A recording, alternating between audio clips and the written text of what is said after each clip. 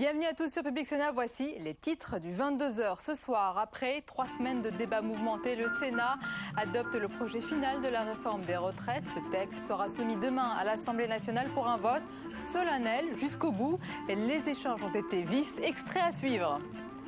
Pour l'opposition, le combat contre cette réforme des retraites n'est pas terminé. Le Parti socialiste dépose un recours devant le Conseil constitutionnel au risque de voir retoquer leurs propres amendements. Tous les socialistes y sont-ils favorables? Réponse de notre invité dans un instant, André Valigny. Et pendant ce temps, le carburant revient dans les pompes, le nombre de grévistes diminue à la SNCF et la collecte des ordures ménagères reprend dans plusieurs villes. Alors, se dirige-t-on vers une sortie de crise avant la mobilisation de jeudi? Analyse à suivre d'Arlette Chabot. Bonsoir à tous et merci d'être avec nous. Après 16 jours et 143 heures de débat, les sénateurs ont adopté donc cet après-midi le texte sur les retraites par 177 voix pour et 151 contre. Et jusqu'au bout, les échanges ont été vifs. Extrait préparé ce soir par Tam Tranui. Pour l'adoption, 177. Contre 151. Le Sénat a adopté. Une majorité qui se lève, un ministre qui sourit. Sans surprise, la réforme des retraites a été adoptée par le Sénat, mais l'ambiance a été électrique. C'est sous les huées qu'à la mi-journée, Éric Woerth conclut la discussion générale. D'accepter la moindre contradiction. Vous êtes toujours favorable au débat.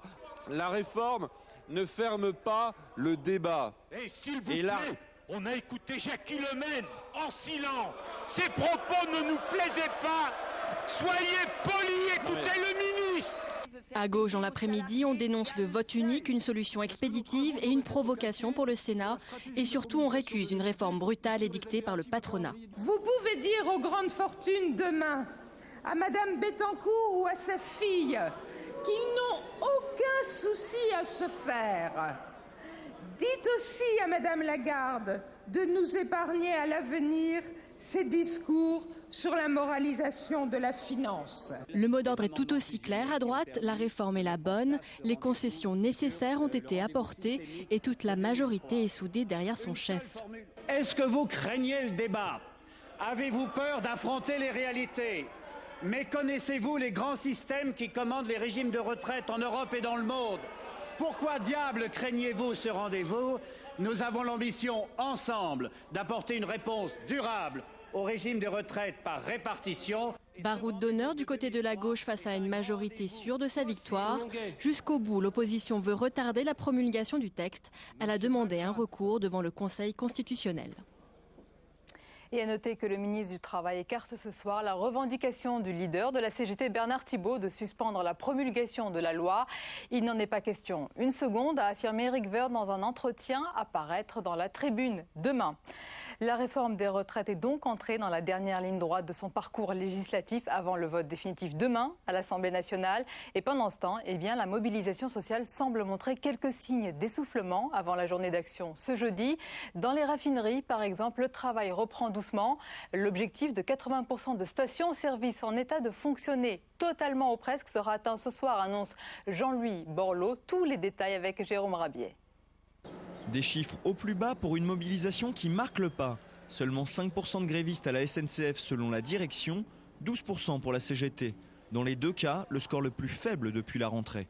À Marseille, les éboueurs ont repris le travail, tout comme ceux d'Agen et de Pau.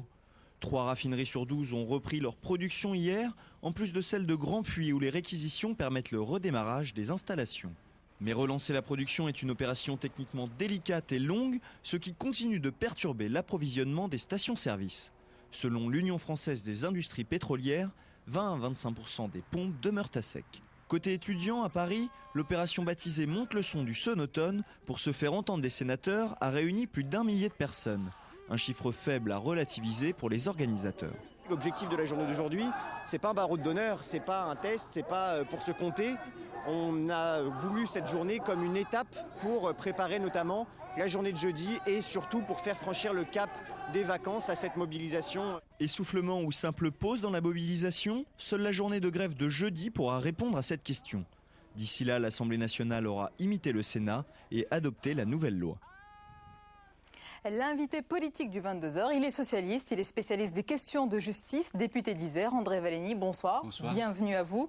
D'abord sur cette actualité sur le texte de la réforme des retraites, le PS saisit donc le Conseil constitutionnel. D'abord, est-ce que vous soutenez cette initiative ? Oui, je suis membre du groupe parlementaire. La décision a été prise collectivement. Je pense qu'il faut demander à la plus haute juridiction du pays, le Conseil constitutionnel, de dire aux Français ce qu'ils pensent de cette loi, qui est une loi de recul social, de régression sociale. Or, comme la Constitution dit que la République française est une république sociale, nous voulons savoir si le Conseil constitutionnel approuve, valide cette loi. Nous pensons que cette loi ne doit pas être validée par le Conseil constitutionnel. Certains y voient une manœuvre politicienne pour retarder la promulgation du texte. Politicienne, non, ce n'est pas une manœuvre politicienne, c'est un droit que l'opposition a, elle veut l'utiliser, nous avons raison de le faire. Le mouvement social est très fort, il est toujours puissant, même s'il y a quelques signes d'essoufflement. Et je pense que nous n'avons pas le droit, en tant que parlementaires socialistes, d'abandonner comme ça en race campagne le mouvement social. Il faut se battre jusqu'au bout. Au risque, André Valleny, que soient retoqués certains amendements, notamment ceux qui concernent les mères ayant 3 enfants et plus, qui ont été considérés quand même comme des avancées. Oui, ce sont des avancées incontestables, insuffisantes, mais ce sont des avancées. Moi, je ne pense pas que ces amendements-là pourront être retoqués par le Conseil constitutionnel parce qu'il y a des textes européens, une jurisprudence européenne qui dit que des inégalités de fait peuvent justifier des inégalités de droit. Alors une dernière question sur ce sujet. Est-ce que selon vous maintenant, c'est une bataille juridique qui s'engage avec cette saisie du Conseil constitutionnel ou est-ce que, comme le disent les communistes, la bataille, c'est dans la rue que ça se passe ? La bataille au Parlement va s'achever bientôt, demain, à l'Assemblée nationale. La bataille politique va continuer et elle va continuer jusqu'en 2012. Nous allons évidemment maintenant préparer l'échéance présidentielle. Il faut se tourner vers l'avenir. Il faut accompagner le mouvement social jusqu'au bout, bien sûr. Mais en même temps, préparer une réponse politique, une issue politique qui ne pourra avoir lieu qu'en 2012. Sauf que se tourner vers l'avenir pour les socialistes en 2012, c'est revenir à la retraite à 60 ans. C'est vraiment la meilleure manière de voir l'avenir ? Ce n'est pas aussi simple que ça. C'est revenir au droit de partir à la retraite à 60 ans avec 41 années et demie de cotisation. Et je pense qu'il faudra qu'on aille surtout vers une retraite à la carte, un peu à la suédoise. Alors l'autre actualité, André Valleny, c'est l'affaire Bettencourt. Le parquet général de Versailles demande donc une information judiciaire, ce qui ouvre, je le dis, la voie à la désignation d'un juge d'instruction. À ce sujet, vous avez d'ailleurs déclaré cet après-midi que le gouvernement a cédé. Est-ce à dire clairement que le procureur général de Versailles a agi sur les instructions de Michel Alliot-Marie ? Je n'en sais rien. Il faudrait lui le demander. Je ne sais pas s'il pourrait le dire d'ailleurs. Votre sentiment ? Moi, je pense qu'un procureur général ne peut pas prendre une telle décision sans en référer à la chancellerie, sans demander au moins l'avis de la chancellerie, ou en tout cas sans informer la chancellerie, qui a sans doute dû le laisser faire. Donc je pense que tout ça s'est fait en accord entre le ministère de la Justice et le procureur général de Versailles, et je pense que c'est une bonne décision qui aurait dû être prise bien avant. J'ai été le premier, parmi les premiers, à demander à ce qu'un juge d'instruction soit saisi de cette affaire au mois de mai, je crois. Nous avons perdu beaucoup de temps. Cette affaire est grave. Elle met en cause des personnalités politiques de premier plan. Monsieur Woerth, ministre du gouvernement, le président de la République, dont le nom serait cité dans le dossier, comme pouvant avoir bénéficié de financements occultes de sa campagne présidentielle. Elle met en cause le financement de l'UMP. Des enquêtes sont en train d'être menées. Des enquêtes ont lieu, diligentées, contrôlée, et c'est le moins qu'on puisse dire, par M. Courroy. Ah, la cible préférée des socialistes. Ce n'est pas la cible préférée des socialistes. D'abord, M. Courroy est procureur. Or, un procureur, tous les procureurs dépendent du pouvoir exécutif. Ils sont nommés par le gouvernement. Leur carrière, leur avancement dépend du gouvernement. Il se trouve qu'en plus, M. Courroy est proche du président de la République. Il revendique, il assume son amitié avec M. Sarkozy. Dans quel pays vivons-nous pour qu'on puisse confier une affaire aussi grave, aussi sensible sur le plan politique, une affaire politico-judiciaire à un procureur qui est un ami du pouvoir ? Donc là, avec probablement le choix d'un ou de deux juges d'instruction, selon vous, cette affaire va être menée à son terme enfin ? Je pense que le juge d'instruction qui sera saisi va reprendre l'affaire à zéro, si j'ose dire. On va perdre quelques mois, mais après tout, la sérénité et l'indépendance et la transparence de la justice méritent que l'on perde quelques mois. Et je pense qu'on y verra plus clair lorsque l'instruction aura eu lieu. Deux questions. Est-ce que, comme les syndicats de magistrats, vous voyez une coïncidence un peu troublante, disent-ils, avec l'adoption définitive du texte sur la réforme des retraites portée par Éric Woerth ? Oh, je ne vais pas jusque-là, je ne sais pas s'il y a une coïncidence, si tout a été calculé, peut-être, je suis peut-être un peu naïf, mais non, moi je vois surtout que la décision que nous attendons, elle n'est pas encore prise, de saisir enfin un juge d'instruction indépendant pour faire toute la lumière en toute sérénité, en toute transparence sur une affaire grave, est une bonne décision. Est-ce que cela peut conduire à ouvrir le dossier de Woerth devant la Cour de justice de la République ? Écoutez, peut-être, je n'ai ni à le souhaiter ni à ne pas le souhaiter. Je suis membre de la Cour de justice de la République, donc je dois faire attention à ce que je dis, sur le fond bien sûr, mais même sur la forme. S'il se trouve que M. Woerth est soupçonné d'avoir commis des délits dans l'exercice de ses fonctions ministérielles, il faudra évidemment saisir la Cour de justice de la République. Merci André Valigny d'avoir été notre invité. La suite du 22h avec dans un instant le décodage politique d'Arlette Chabot. Mais d'abord, direction Marseille ce soir où la collecte des ordures a repris pour enlever les 10 000 tonnes d'ordures des trottoirs de la cité phocéenne. Reportage sur place de Fabrice Cunet. On va appeler à la suspension du mouvement, le temps de remettre un peu Marseille propre. C'était la partie la plus visible du conflit. Marseille livrée aux ordures depuis 14 jours et la grève des éboueurs. Avec le port bloqué et cette image dégradée, la ville tourne au ralenti, lassitude sur le vieux port. Ça se passe comme ça depuis des années. Marseille est beaucoup mieux que Nice, que Cannes, etc. Mais avec tout ce qu'on a comme merde, on n'avancera pas. Sincèrement, on n'avancera pas. À Marseille, les conflits prennent toujours une résonance particulière. Ici, plus qu'ailleurs, les syndicats arrivent à mobiliser. Démonstration encore ce lundi matin sous les fenêtres du maire. Il y a un taux de syndicalisation supérieur à Marseille, toutes les organisations confondues, que sur le plan national. Même si ça reste très faible, on se contenterait de mieux. Mais cela dit, la CGT, il y a un certain nombre de forces et dans un certain nombre d'entreprises. Si la CGT est effectivement majoritaire sur le port, dans les raffineries ou plus généralement dans le secteur privé, Force ouvrière de son côté tient le public. Les partis de gauche en seraient presque réduits au rôle de spectateurs. Il y a effectivement une tradition de lutte extrêmement forte. Je ne sais pas si on peut dire qu'elle tienne le port ou qu'elle tienne les collectivités, mais je pense qu'effectivement, il y a une tradition de lutte ici qui est bien installée. La lutte, le patron des patrons marseillais connaît aussi. Il a engagé un bras de fer avec les syndicats, à coups de pages de pub ou de collectifs. Voilà. Le collectif touche pas à mon port. Et en fait, depuis le 11 septembre, on a fait 10 829 inscrits. Pour Jean-Luc Chauvin, Marseille est d'abord victime d'une lutte d'influence vieille de plus de 60 ans. Il y a des bastions depuis 1945 avec des accords syndicaux qui font qu'ils se sont partagés les schémas. Ces enjeux entre syndicats sont en train de se revoir et donc il y a des frictions entre eux pour savoir qui aura le pouvoir. Chez les deux principaux syndicats, on reconnaît que chacun a son précaré. Mais pour ce qui est de la lutte d'influence, on botte en touche. Façon plus belle la vie. Marseille a toujours été à l'avant-garde de la contestation. D'ailleurs, il y a quand même une histoire qui n'est pas marseillaise, celle-là. C'est que quand on a construit des fortifications à Marseille, on ne les a pas faites pour se protéger de l'envahisseur, elles ont été faites pour se protéger des Marseillais. Depuis ce matin, les camions-bennes ont donc repris leur balai dans les rues de la ville.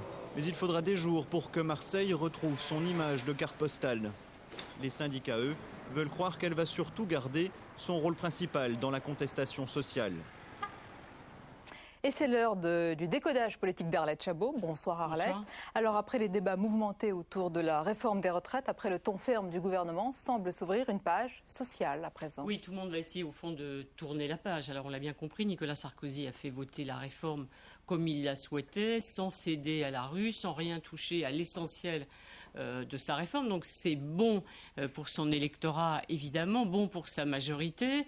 C'est bon aussi pour son image à l'extérieur. Ça rassure les marchés financiers aussi sur la capacité et la volonté de la France vraiment d'être réformée ou de se réformer. Mais en même temps, le président de la République, le gouvernement paye un prix assez lourd, évidemment. Il y a l'impopularité, c'est sûr.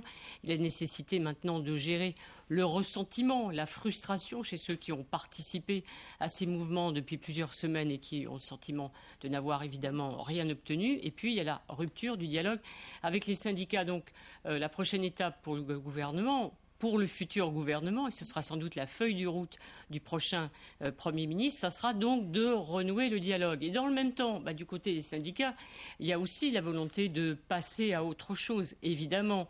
ralentissement du mouvement, fléchissement sans doute du soutien apporté par l'opinion publique. Donc maintenant, qu'est-ce qui se passe? On a vu se dessiner hier soir deux stratégies. Il y a d'un côté la CGT Bernard Thibault qui dit il faut passer à de nouvelles formes d'action. Et puis, il y a François Chérec et la CFDT qui ont tendu hier soir au gouvernement et au patronat une énorme perche avec écrit dessus négociations sur deux thèmes essentiels, l'emploi des jeunes et l'emploi des seniors. Et puis aujourd'hui, ça a embrayé très vite jusqu'au Premier ministre qui a ouvert bien la porte à cette phase sociale. Ah oui, tout le monde a embrayé, effectivement. Le MEDEF qui sait aussi qu'il va être mis à contribution par le gouvernement. Bon, cela dit, l'unité syndicale ne va sans doute pas forcément résister à cet engagement de négociation, mais il faut bien voir les choses en face. D'abord, ça va être lent. Les syndicats ne vont pas se précipiter pour ouvrir le dialogue. Les sujets sont tout à fait complexes parce qu'aux deux que je viens de citer, l'emploi des jeunes et des seniors, on va rajouter sûrement les différences de salaire, l'écart des salaires entre les hommes et les femmes, la pénibilité, bref, tout ce qui devait, selon les syndicats, ou aurait dû être discuté à l'occasion de la réforme des retraites. Donc ça va être long. Et puis il y a surtout un élément extrêmement important, c'est compte tenu de la situation financière de la France, la nécessité de réduire les déficits publics, il n'y a pas de cadeau à faire. Social égale cadeau. Là, il n'y en aura pas. C'est dire que sans carburant, le virage social sera sûrement pris avec un peu de lenteur. Merci beaucoup Arlette pour cette analyse et je vous dis à mardi à 22h. La suite du 22h, restez avec nous dans un instant. Eh bien, c'est le débat, mais tout de suite, tout ce qui vous a échappé dans le reste de l'actualité, regardez, c'est le tour de l'info. Il est préparé ce soir par Sophie Normand.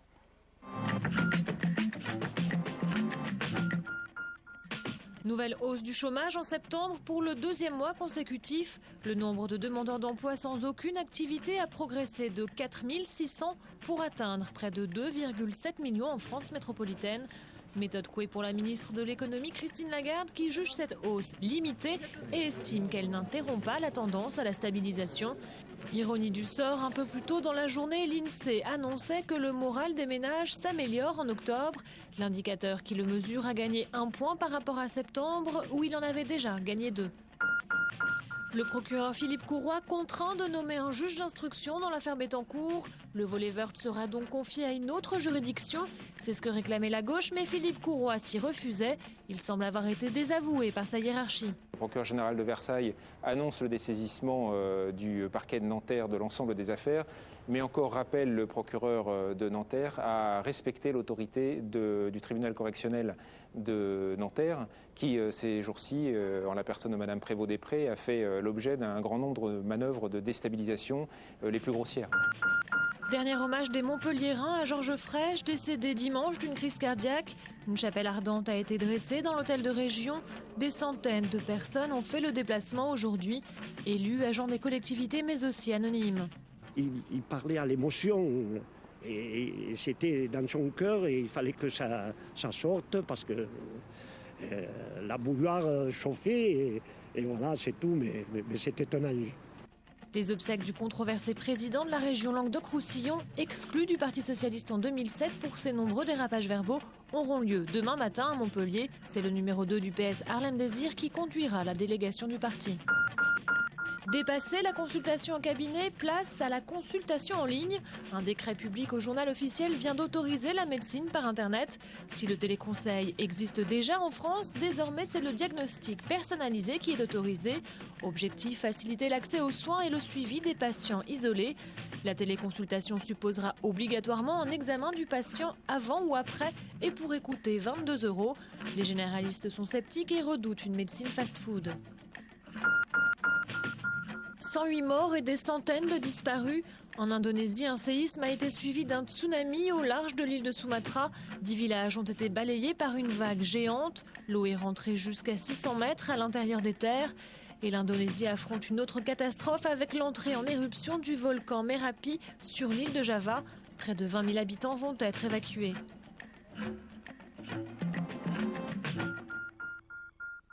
Notre débat ce soir autour de la réforme des retraites, mais il ne s'agit pas du énième débat. Restez avec nous, nous allons parler en particulier de la question des femmes qui vous concernent, qui nous concernent tous, dont une disposition sur les mères de 3 enfants et plus risque d'être invalidée par le Conseil constitutionnel. Nous en parlons ce soir avec nos invités. Fabienne Keller, bonsoir. Bonsoir. Sénatrice UMP du Bas-Rhin. Et Michel André, bienvenue à vous. sénatrice socialiste du Puy-de-Dôme. Fabienne Keller, d'abord votre réaction sur cette saisie du Conseil constitutionnel sur le texte par les socialistes. Alors, je suis un peu étonnée parce que la démocratie a parlé. Nous avons longuement discuté. Le président Larcher disait tout à l'heure que c'était le plus long débat au Sénat depuis le début de la Ve République. Donc, on a vraiment pris le temps, chacun a pu s'exprimer. Et puis, la voix des urnes a tranché. Cette loi a été adoptée au Sénat, bientôt à l'Assemblée. Enfin, je regrette que cette saisine soit d'ores et déjà décidée. D'ailleurs, même semble-t-il, sans que le Parti socialiste sache très bien sur quoi elle va porter. Donc, c'est un peu étonnant. Et cela risque de remettre en cause cette clause qui serait favorable aux femmes, qui a été ajoutée, qui a enrichi le texte en les protégeant mieux. Alors, on va en parler en détail. Michel André, sur l'aspect plus général, est-ce que c'est vraiment la dernière bataille que livrent les socialistes sur ce texte en saisissant le Conseil constitutionnel ? Non, mais moi je pense qu'il faudrait attendre un peu les précisions, ce que nous allons apporter, ce que les socialistes vont essayer de demander. Et saisir le Conseil constitutionnel, ça n'est jamais que le travail habituel des parlementaires. J'ai même vu que sur la burqa, c'était le président de l'Assemblée lui-même qui avait saisi. Donc, après tout, c'est une façon de vérifier que tout va bien. Ce que dit un petit peu Robert Badinter, il a dit ce matin sur Europe 1, c'est-à-dire sur un grand texte important, il faut finalement saisir le Conseil constitutionnel ? Mais non, pas forcément, mais je pense qu'il y a des moments où il faut quand même vérifier. Je crois qu'on ne peut pas comparer la loi sur la burqa, qui est vraiment un élément de société. Donc l'aspect juridique doit être vraiment soigneusement vérifié. Le Conseil constitutionnel est notre sage. D'un texte quand même plus de gestion, de décision stratégique et politique au sens de notre responsabilité d'assurer la sécurité financière de ce financement des retraites. L'aspect social qui est réel aussi. L'aspect social, bien sûr, mais ce n'est pas la dimension juridique qui est bien celle qui relève du Conseil constitutionnel, qui est la première. Donc c'est plutôt une astuce pour continuer le combat. C'est une manœuvre politicienne ? Non, ce serait dommage de la ramener à cela, franchement. Allez, notre débat mérite mieux que ça. Mais je crois simplement que sur beaucoup de sujets, le Conseil est saisi. Et aujourd'hui, il peut même être saisi par les citoyens.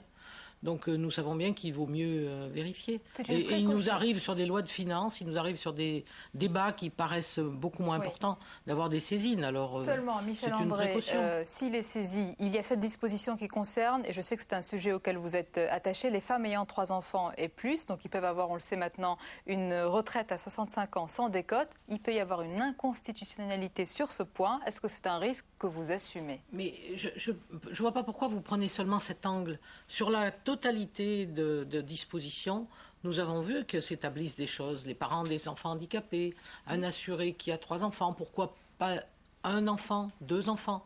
Nous avions, nous, à la délégation, souhaité que l'attention soit beaucoup plus vaste. Si on tient compte de la situation des femmes qui ont des retraites bien plus faibles, dans la mesure où elles prennent souvent du temps pour s'occuper des enfants et où elles ont des carrières incomplètes et où elles ont des salaires petits. Voilà, donc on pourrait dire pourquoi 3 enfants, pourquoi pas 2, pourquoi pas 1. Moi j'ai estimé que ce texte est une vraie amélioration pour les femmes. Ce n'est pas le grand pas pour quelques femmes, ce n'est pas le grand pas qui serait idéal, mais c'est 130 000 femmes dont la situation est améliorée. Vous savez, la cause des femmes, vous le savez aussi bien que moi, s'est améliorée pas à pas au cours du temps. Voilà un pas qui va dans le bon sens. Je dois dire d'ailleurs qu'à l'occasion de ce débat, on a parlé aussi d'un sujet plus fondamental, qui est l'inégalité professionnelle, les salaires des femmes qui systématiquement sont inférieurs à ceux des hommes, de près de 16% à job égal, même en neutralisant les congés de maternité. Donc on n'a pas pu tout faire, mais je crois que le débat est ouvert et va se poursuivre. Il n'y a pas que la retraite. C'est une façon de dire on n'a rien fait, mais on va voir après. Nous avons fait pour les femmes qui ont 3 enfants. Et prendre le risque, très concrètement, par ce recours au Conseil constitutionnel, de remettre en cause cette avancée, c'est vraiment dommage. Mais c'est vrai que la cause des femmes, pour autant, n'est pas totalement défendue. Je ne suis pas sûre qu'il faut le voir sous ce seul angle-là. Je pense qu'une analyse du Conseil constitutionnel peut être précieuse sur d'autres sujets. Et elle le fait couramment. C'est une analyse courante. C'est quand même surprenant, c'est que le Parti socialiste ne sache pas ce soir sur quel sujet il va interroger le Conseil constitutionnel. Et du coup, nous sommes tous très inquiets pour ce qui est une vraie avancée, mais dont on connaît la... Mais quand même, difficulté. Est-ce que les sages pourraient y voir une discrimination entre les hommes et les femmes sur cette disposition pour les mères ayant 3 enfants et plus? Est-ce que c'est un vrai risque pour vous? Alors c'est un risque juridique, oui. C'est la question de l'égalité de la loi qui doit traiter tout le monde de la même manière. Européenne. Mais comme l'a très bien rappelé M. Valigny à l'instant, il y a une jurisprudence de la Cour européenne de Strasbourg, la Cour européenne des droits de l'homme, qui dit que quand il y a une inégalité de fait, c'est la situation, les femmes qui ont une retraite plus faible, on peut rétablir par la loi une égalité, en droit cette fois. Donc on a le droit de favoriser ce que la réalité en fait pénalise. Moi, ça me fait plaisir d'entendre ça, parce que le gouvernement français n'a pas choisi cette voie. Il a choisi d'entrer, de ne pas tenir compte dans les retraites des mères du fait qu'ils pouvaient garder des mesures discriminatoires. Moi, je suis contente de vous entendre dire ça ce soir. Sur cette clause-là, pour les femmes ayant 3 enfants, c'est bien une différenciation liée au nombre d'enfants qui est prise en compte. Donc c'est bien l'effet juridique. On peut argumenter sur ce point. 3 enfants, pourquoi pas 2? Pourquoi ce choix? Moi, si vous voulez, est-ce que vous le comprenez? Est-ce qu'il est motivé, selon vous? Ma conviction profonde, c'est que la question, c'est d'avoir le même salaire quand on est une femme ou un homme. Et si on a le même salaire pendant toute sa carrière, d'abord on en profite pendant plutôt 40 ans, et puis la retraite est la même. On corrige donc 40 années d'inégalité. On la corrige avec une réalité budgétaire qui est aujourd'hui le déficit considérable de la France. On ne peut pas... Dieu réalité. Quand elle nous rattrape. Absolument. On fait beaucoup de le concessions. déficit du système des retraites, qui est quand même à l'origine même de ce décalage, à 62 et à 67 ans, nous contraint à être raisonnables, à mettre en œuvre des mesures dont l'impact financier est limité. C'est le cas, puisqu'il n'y a que 130 000 femmes qui sont concernées, mais quand même, c'est un premier pas. Si peut-être le débat se poursuit et que la conjoncture permet d'ajuster mieux, je ne doute pas que ce sera proposé, mais ça ne semblait pas réaliste de dépenser plus de 3 milliards pour la mesure en faveur des femmes.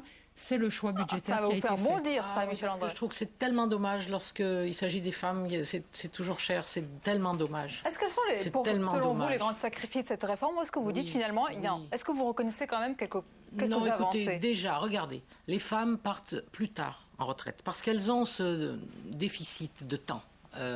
De cotisation. De niveau de salaire. Elles partent déjà avec des niveaux de salaire plus bas. Regardez les grands chiffres. Une femme, en moyenne, 1020 € de pension. À 61 ans et demi, les hommes s'en vont à 1636, à 59 ans et demi. Déjà, c'est dur, 2 ans de plus. Et tout cela parce que c'est cette femme qui a pris sur elle le maximum de temps pour éduquer des enfants. Pas forcément en s'arrêtant de travailler d'ailleurs. C'est là où il y a une grande injustice pour les femmes. Et dans l'égalité professionnelle, moi j'ai trouvé dommage, je l'ai dit d'ailleurs au ministre, et nous avons demandé dans nos recommandations à la délégation de parler d'une vraie loi d'égalité professionnelle et d'égalité salariale. On peut compter sur les socialistes peut-être en 2012 de revenir sur tout cela. Oui, parce que je pense que pour les femmes, nous avons des vrais projets, y compris sur la parité en politique et sur des sujets... Dès demain, il y a un projet de loi, le projet de loi Zimmermann-Copé, qui prévoit donc qu'au moins 40% des personnes siégeant en conseil d'administration doivent être des femmes. Voilà une nouvelle étape. Je crois que ce gouvernement marque des points pour les femmes, mais le combat continue. Et si elle le veut bien, avec Michel André et la délégation des droits des femmes qu'elle anime, parce que je crois que cela le mérite. Le combat continue. Merci, mesdames. C'est la fin de cette édition. Je vous en rappelle le principal titre. Après 3 semaines de débats mouvementés, le Sénat a donc adopté aujourd'hui le projet final de la réforme des retraites. Le texte sera soumis demain à l'Assemblée nationale pour un vote solennel. Merci de nous avoir suivis et très belle soirée à vous.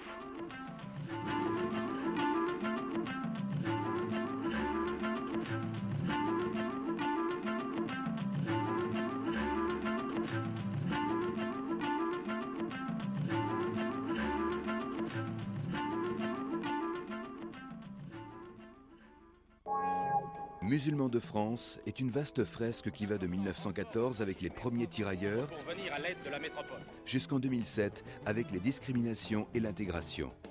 Nous étions des Beurs, nous étions des Arabes, de la racaille. Et au final, la chose qui ne disparaîtra pas, c'est que nous resterons des musulmans. À travers l'histoire de ces 5 millions de musulmans, c'est un autre regard sur l'histoire de France qui nous est proposé. Quand James Brown dit « I'm black and I'm proud », nous on entend « I'm Arab and I'm proud ». Musulmans de France, suite et fin, vendredi à 16h45 sur Public Sénat.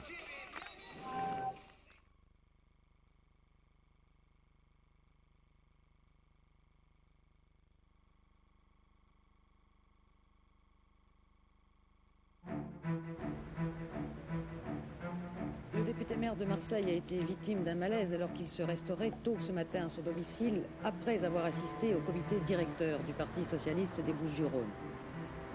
Cela fait maintenant près de 15 heures que Gaston Defferre lutte ici à l'hôpital de la Timone contre la mort.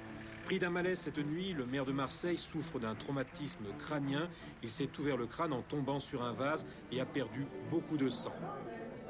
Non, ma foi, elle a dit qu'il n'était pas mort. Hein. Vous croyez pas alors? Et critique non. Et non, mais lui, il va revenir, vous allez voir. Il va se faire sortir. Il va faire sortir. Il va pas sortir. Je souhaite qu'il s'en sorte. Voilà, La vie continue, on n'y croit pas vraiment. Lorsqu'un maire est devenu aussi populaire que le principal monument de sa ville, il ne peut pas disparaître. Le choc titre la Marseillaise. Oui, pour les proches, les amis et les adversaires de Gaston Defferre, mais la ville, elle, semblait ce matin en attente. François Mitterrand a appris la nouvelle ce matin à Roissy. J'ai appris cet accident. Depuis ce moment-là, je me suis tenu constamment informé auprès de sa femme, qui est également une amie très proche. Bon, j'éprouve le sentiment, s'il ne devait pas se relever, d'une grande perte pour la France et pour moi d'une grande peine.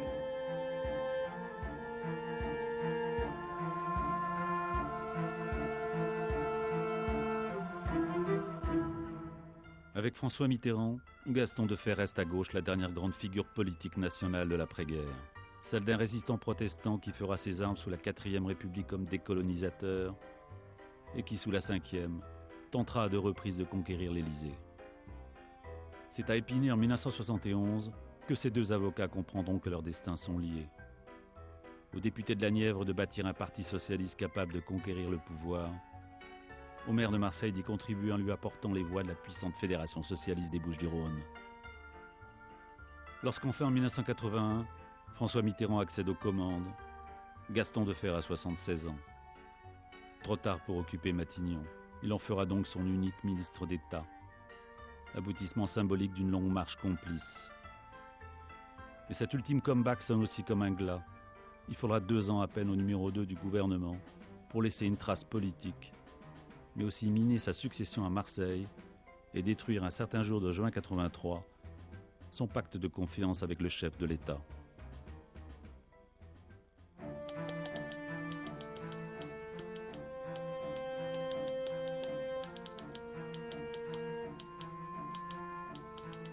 On pensait que le plus beau rôle qu'on puisse lui donner, c'était d'être président de l'Assemblée nationale. Parce que alors là, l'Assemblée nationale, c'était quand même un rôle. C'était d'abord un palais, c'était ensuite la Chambre des députés qu'il connaissait parfaitement, le Sénat également. Donc voilà, on se disposait à lui dire « Gaston, nous souhaitons que tu prennes la présidence de l'Assemblée nationale ». Il n'en a pas voulu. Il trouvait qu'on se moquait de lui presque. Enfin, ça nous surprenait, quoi. Hein. Je dis comment? C'est pas un rôle actif, ça. Moi, je veux être ministre de l'Intérieur. Il a ajouté, je voudrais être aussi le ministre de la décentralisation. Il était décidé à ça, quoi. J'ai la responsabilité de mener à bien la décentralisation et la régionalisation. C'est une tâche immense dans un pays aussi centralisé que la France. Et puis peut-être que Gaston Defferre a été en quelque sorte victime de son mythe. Bon, Marseille est une ville difficile, en tout cas réputée telle, avec des faits divers exceptionnels, un dynamisme sociétal assez extraordinaire. Et Gaston Defferre avait cette réputation, bonne ou mauvaise, de savoir faire face à ce genre de situation. Et ministre de l'Intérieur, c'est-à-dire ministre de la Police, c'était peut-être, a-t-on considéré, une bonne place, et en tout cas là où Gaston Defferre pourrait déployer ses capacités. Et on avait ce sentiment extraordinaire d'être arrivé au pouvoir et qu'il fallait tout faire. Et Gaston Defferre, à un moment, nous a dit à tous, et ça nous a laissé stupéfaits, « Et maintenant, qu'est-ce qu'on fait ?» Mais à Marseille, Gaston Defferre est en sursis. La cité phocéenne est impatiente de voir un successeur socialiste adoubé par ce maire qui règne sans partage depuis 35 ans sur le Vieux-Port. Mais rien ne vient. Au contraire, plus les ambitions s'affichent, moins les stratégies du ministre sont claires. Plus la ville se métamorphose, moins il croit à la nécessité d'en confier les rênes à d'autres. À la fin des années 70, Defferre s'aperçoit que la ville est en train de se vider de sa substance petite bourgeoise même. C'est un phénomène très particulier à Marseille. Marseille ressemblait à Los Angeles, comme accueil de populations diverses, avec des flux migratoires intenses. La petite bourgeoisie s'est un peu effrayée.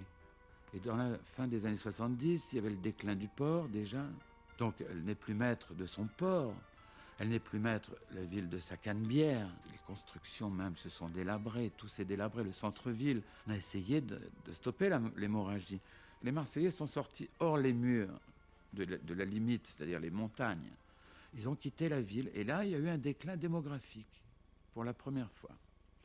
Il n'a rien pu faire pour l'arrêter. Il a appelé San Marco, qui était un haut fonctionnaire issu de la préfectorale, pour gérer les affaires de la ville, qui en avait bien besoin, parce que San Marco était appelé pour ça. J'arrive au quotidien dans Gaston Defferre à partir de juin 78. J'ai été bien accueilli. Ensuite, Gaston a convoqué tout le monde. Alors ça se passe. Et bon, alors voilà, je vous présente, il y a une espèce de cérémonie d'adoubement, ce qui fait que tout le monde est au garde à vous. Bon. Donc les gens comprennent que de toute façon, il ne faut pas m'embêter. Il y a un côté un peu citadelle, il y a un côté, évidemment, avec le temps. De toute façon, le travail à la mairie était énorme. Il n'a pas cessé d'être important et de mettre en cause des dispositifs en place liés à des personnalités qui avaient fait un énorme travail avant. Mais bon, au bout d'un moment, ça ne correspond plus aux exigences de modernité. Voilà, surtout dans une ville qui souffre, qui ne peut plus se permettre d'attendre. Pendant des années, des décennies, on avait utilisé les fonds publics, des opérations qui n'étaient pas tout à fait conformes au code. Il fallait que San Marco mette de l'ordre là-dedans. Il y a des résistances, parce qu'au bout d'un moment, la gentillesse, etc., vous avez la réalité, au bout de quelques mois. Bon. Alors à ce moment-là, c'est simple. On va voir Gaston Defferre. Les gens, évidemment, ont pu parfois penser qu'ils étaient bousculés. De fait, ils l'étaient. Mais c'était le prix à payer à garder cette municipalité debout et à préparer l'avenir. En même temps, moi, je me suis tenu à l'écart des batailles du parti. Le parti, c'était Michel Peuzet. Aujourd'hui, rien ne va plus pour Charles-Émile Lot. Il a perdu son siège de député au profit d'un giscardien bontin, Jean-Claude Gaudin. Il a perdu son poste de secrétaire fédéral du Parti socialiste au profit d'un conseiller municipal, Michel Peuzet, un avocat de 37 ans, porté sur les fonds baptismaux du socialisme par Gaston Defferre lui-même, et qui est devenu secrétaire national du PS après le congrès de Metz. Michel Peuzet est donc maintenant l'homme qui monte. Mais dans les Bouches-du-Rhône, à Marseille même, rien n'est moins sûr. Car Gaston Defferre laisse entendre que si sa succession venait à s'ouvrir, il faudrait compter aussi avec un autre jeune, son chef de cabinet à l'hôtel de ville, Philippe San Marco, un homme dont le père était déjà collaborateur de Gaston Defferre quand il était ministre de la France d'Outre-mer. Aujourd'hui, le maire de Marseille laisse dire, mais n'ajoute rien. Il sait bien de toute façon que si le label Defferre peut être nécessaire à quelqu'un dans l'avenir, c'est le suffrage universel qui tranchera en dernier ressort. Et puis, on peut avoir aussi l'impression que Gaston Defferre s'amuse désormais, avec un malin plaisir, à brouiller les pistes. Defferre se sert du congrès de Metz pour, non pas prendre la fédération, il l'avait déjà, mais redistribuer les rôles à l'intérieur de la fédération. Lui-même étant au courant A, Mitterrand, il décide que Charles-Émile Lot va être courant B, mais c'est lui qui le décide, tout ça, s'il avait fallu, on faisait autrement. Et Michel Peuzet, qui lui était un historique rocardien, on lui dit, toi, tu es le patron du courant A.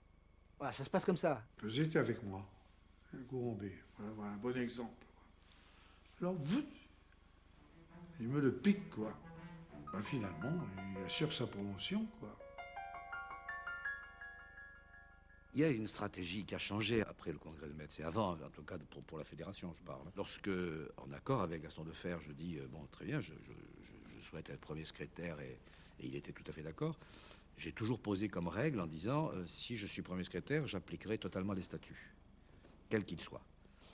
Car on était dans une fédération où il y avait une légitimité du pouvoir autour de Gaston. Les militants, Gaston, il avait toujours raison. Gaston prend conscience pour la première fois de sa vie qu'il ne suffit pas qu'il claque des doigts pour que les gens soient au garde-à-vous. Il faut quand même savoir que la Fédé est dirigée par Gaston Defferre. C'est lui qui quand même désigne tous les cadres du parti, comme il désigne les cadres du Provençal, les dirigeants d'Amérique, comme il distribue les investitures. J'ai connu des congrès où, par exemple, sur le programme commun, bien, dans les Bouches-du-Rhône, tout le monde était très anticommuniste. Donc l'idée du programme commun, tout le monde l'a rejeté.